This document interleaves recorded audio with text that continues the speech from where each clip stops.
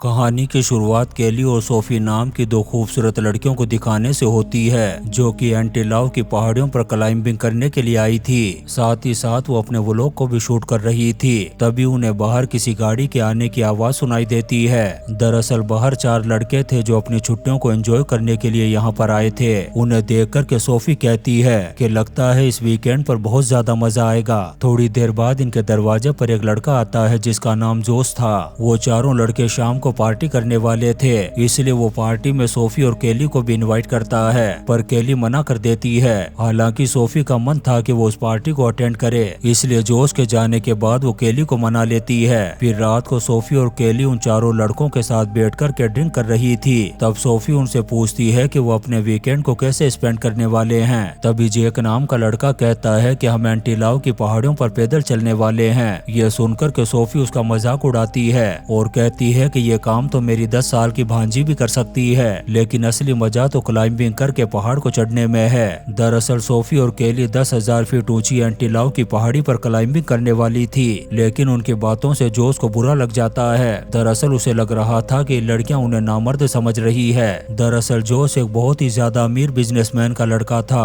और उसके पास एक ऐसी घड़ी थी जिसके बटन को प्रेस करते ही उसकी सिक्योरिटी के लिए बहुत सारे निंजा हाजिर हो जाते थे। यहाँ पर वो अपनी अमीरी का बखान करके सोफी को इम्प्रेस करने की कोशिश करता है और कहता है कि क्यों न हम दोनों केबिन के अंदर चलकर के इस बात पर डिस्कस करें। सोफी यहाँ भी उसका मजाक उड़ाती है और कहती है कि जब तुम पहाड़ पर नहीं चढ़ सकते तो केबिन में तुमसे कुछ नहीं होगा। यहाँ पर सोफी उनके मजे पर मजे ले रही थी। तभी केली को नींद आने लगती है और वो सोने के लिए चली जाती है, जहाँ पर वो अपने बॉयफ्रेंड सैम के वो व्लॉग देखती है जिसमें वो दोनों पहाड़ियों पर क्लाइंबिंग करने के लिए गए थे। वहीं पर उसने केली को प्रपोज किया था, लेकिन गलती से उसका पैर फिसल गया और गिरकर के उसकी मौत हो गई। उधर सोफ बातों ही बातों में सोफी को ड्रिंक पर ड्रिंक पिलाई जा रहा था। हालांकि रेनल्ड्स जोश को मना करता है कि यार अब मत पिला, लेकिन जोश जानबूझकर के उसे ड्रिंक पर ड्रिंक पिला रहा था। थोड़ी ही देर बाद सोफी को टॉयलेट लगने लगता है और वो पास ही के जंगल में चली जाती है। अब जोश भी उसके पीछे पीछे चला जाता है। वो इस अंधेरे और अकेलेपन का फायदा उठाते हुए सोफी के साथ जबरदस्ती करने की कोशिश करता है, क्योंकि सोफी उसके दोस्तों के सामने बार बार उसका मजाक उड़ा रही थी। लेकिन सोफी को अंदाजा भी नहीं था कि उसका ये मजाक उड़ाना उसकी जिंदगी बर्बाद कर देगा। सोफी अपनी इज्जत बचाने के लिए जोर जोर से चिल्लाती है। उसके चिल्लाने की आवाज को सुनकर के जोश के वो तीनों दोस्त भी आ जाते हैं। जैसे ही सोफी को मौका मिलता है वो जंगल की तरफ भाग जाती है। अब ये चारों लड़के सोफी को समझाने के लिए उसे जंगल में चारों तरफ ढूंढने लगते हैं, लेकिन सोफी बहुत ज्यादा डर गई थी, इसलिए वो उनसे बचने के लिए छुपने की कोशिश कर रही थी। लेकिन तभी जोश उसे पकड़ लेता है। सोफी अपने दांतों से उसे काटने की कोशिश करती है। तब जोश उसे एक जोरदार पंच मारता है। सोफी के जस्ट पीछे ये खाई थी, वो उस खाई में जाकर के गिर जाती है और अधमरी हो जाती है। सोफी की चीख सुनकर के केली भी जग चुकी थी। वो अपने कैंप से बाहर आकर के सोफी को ढूंढना शुरू कर देती है। उधर वो चारों लड़के भी खाई में नीचे जाकर के सोफी को देखते हैं। यहाँ पर सोफी उनके सामने गिड़गिड़ाते हुए अपनी जान की भीख मांगती है। रेनल्ड उसकी जान बचाने के लिए 911 पर कॉल लगाने की कोशिश करता है, लेकिन जोश उसका फोन छीन लेता है, क्योंकि सोफी के नाखूनों में उसका डीएनए सैंपल था और उसने जेक को भी दांतों से काट लिया था। और हॉस्पिटल ले जाते वक्त अगर वो मर गई तो ये सभी लोग मर्डर केस में फंस सकते थे। अब यहाँ पर जोश, टेलर और जेक ये तीनों मिलकर के सोफी को जान से मार देते हैं। हालांकि रेनल्ड इस काम में उन तीनों का साथ नहीं देता। तभी जोश रेनल्ड के हाथों में सोफी का खून लगा करके कहता है कि अब तू भी इस मर्डर में उतना ही गुनहगार है जितना कि हम। इसके बाद वो सोफी की बॉडी को ठिकाने लगाने से पहले उसके नाखूनों में फेविकोल भरते हैं। वहीं केली दूर से इनको देख रही थी। उसे समझ में नहीं आ रहा था कि आखिर ये लोग सोफी के साथ कर क्या रहे हैं। फिर जैसे ये चारों मिलकर के सोफी को नीचे फेंकते हैं, ये देखकर के केली जोर से चिल्ला देती है, जिस वजह से ये चारों केली को वीडियो रिकॉर्डिंग करता हुआ भी देख लेते हैं। और अब केली को भी पता चल चुका था कि इन लोगों ने सोफी को मार करके फेंक दिया। अब केली के पास सोफी के मर्डर का सबूत था और साथ ही साथ वो खुद भी आई विटनेस थी। अब ये चारों लड़के केली को मारने के लिए उसके पीछे भागते हैं। वो किसी तरह से छुपते छुपाते केबिन तक पहुंच जाती है। तभी रेनल्ड उसे देख लेता है, लेकिन वो केली को पकड़ने की बजाय उसे कहता है कि जल्दी से तुम यहाँ से भाग जाओ, वरना वो तीनों तुम्हें जान से मार देंगे। अब केली अपना बैग लेकर के एंटीलाव की पहाड़ियों की तरफ भागती है, क्योंकि उसे पता था कि ये लोग पहाड़ों पर नहीं चढ़ सकते। वो जल्दी से अपनी जान बचाने के लिए पहाड़ों पर चढ़ना स्टार्ट कर देती है। टेलर भी पीछे पीछे चढ़ने की कोशिश करता है, लेकिन केली पैर से मार करके उसे गिरा देती है, जिससे उसका पैर टूट जाता है।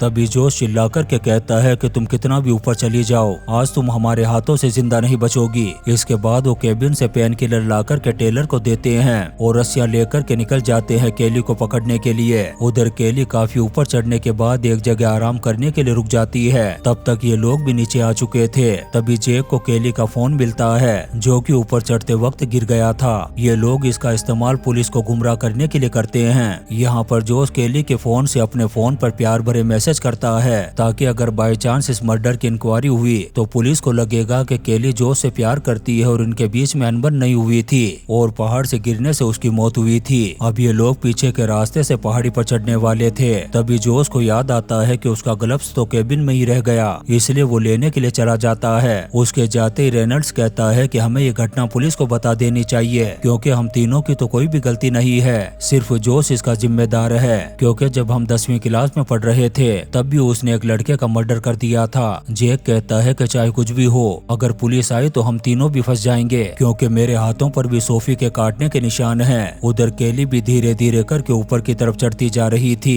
अब काफी टाइम हो जाने के बाद भी जब जोश वापस नहीं आता, तब जेक उसे देखने के लिए जाता है। उसके पहुंचते ही जोश बाहर निकला और उसके माथे पर पसीना भी आ रहा था और अंदर से जख्मी रेनल्ड की आवाज भी नहीं आ रही थी, यानी कि जोश ने रेनल्ड को भी मार दिया था। लेकिन जेक ज्यादा ध्यान नहीं देता और वापस आने के बाद ये तीनों पीछे के रास्ते से चढ़ने लगते हैं। उधर केली पहाड़ के बीच में एक ऐसी जगह पर फंस गई थी जहां से ऊपर चढ़ना नामुमकिन था। केली के ठीक पास में ही एक क्लाइंबर ने रस्सी लगाई थी। अब केली अपने दांतों से बैग को काट करके उसमें से एक वायर बाहर निकालती है और उससे उस रस्सी को पकड़ करके ऊपर चढ़ती है। वो तीनों भी ऊपर पहुंच चुके थे और केली ठीक उनके नीचे थी। जेक उसे कहता है कि अगर वो कैमरा हमें दे दे तो हम तुम्हें कुछ भी नुकसान नहीं पहुंचाएंगे। जिसके बाद वो रस्सी को लटका करके कैमरा मांगते हैं, लेकिन केली कैमरा देने की बजाय गालियां देती है। अब ये तीनों उसके ऊपर आने का वेट करने लगते हैं। ऐसे ही इंतजार करते करते अंधेरा भी हो जाता है। केली जहां पर फंसी हुई थी वहीं पर एक कैंपिंग बैग लटक रहा था। केली को उसमें एक पानी की बोतल और एक चाकू मिलता है। पानी पीने के बाद वो उसी कैंपिंग बैग के अंदर सो जाती है। जब काफी रात हो जाने के बाद भी केली ऊपर नहीं आती, तब जोश उसके ऊपर पेशाब करने लगता है और वहाँ पर जितने भी क्लाइंबिंग गैजेट्स मौजूद थे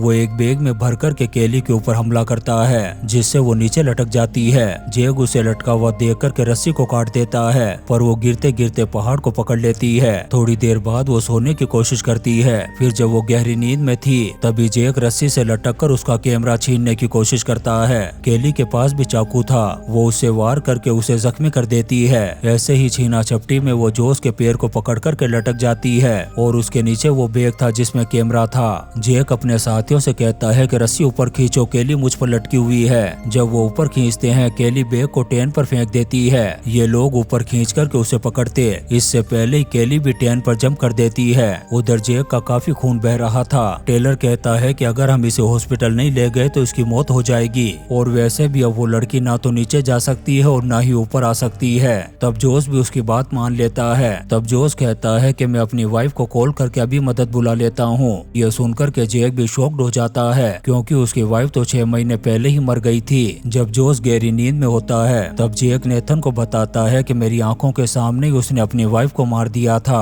और अगर हम यहाँ से नहीं निकले तो वो हमें भी मार डालेगा। तभी हम जोश को देखते हैं जो आंखें बंद करके उनकी बातों को सुन रहा था। इसके बाद वो गद्दार कहकर के टेलर को मारता है। असल में गद्दार तो जोश खुद था, क्योंकि उसने जेक की वाइफ को फंसा रखा था। उसकी वाइफ हर शाम जिम के लिए जाती थी, लेकिन असल में वो जोश से मिलने के लिए जाती थी और ये बात उसके बाकी दोस्तों को भी पता थी।